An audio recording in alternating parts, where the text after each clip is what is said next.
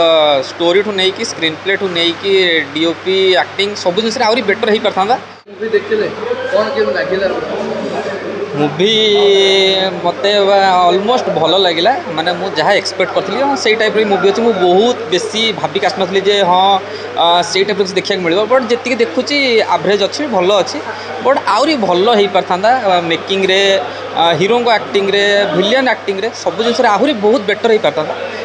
तो दिनों दिन ओडिया इंडस्ट्री बहुत ग्रो करगला माने एबे तो ऑलरेडी बहुत ग्रो करगला।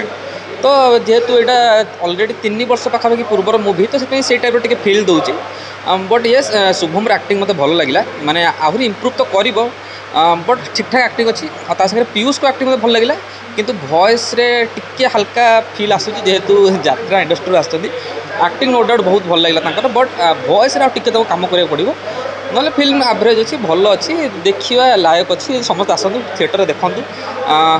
आउ टे कि स्टोरी मुझे भी आउटे बेटर लिखा हो पारता तो स्टोरी पर भी आउटे कम कराई पारता बट ओवरऑल देखा लायक अच्छी मूवी आउ टे भल चेष्टा करते आहरी बहुत बेटर हो पारता।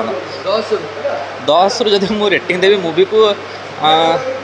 5 स्टार निहाती देवी कहीं मो हिसाब से आहरी समस्त को टे बेटर कम करार तो स्टोरी ठू नहीं कि स्क्रीन प्ले ठू नहीं कि डीओपी एक्टिंग सब जिन आहरी बेटर हो पारता। फिर भी चलो फिल्म देखा आसतु हॉल थिएटर एंजॉय करूँ जेहेतु अबिका ओडिया फिल्म तो आम अबिका किसी रिलीज होनी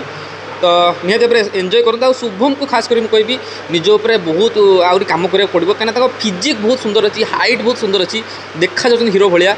खाली निज उपर कम कले बाकी से सब जिन ठीक हो बाकी देखा जाऊ फ्यूचर पे मो तरफ all the best total team को मो तरफ ऑल द बेस्ट फिल्मटा भल चालू मो तरफ बहुत सारा बेस्ट विशेष बहुत सारा भल पाइबा।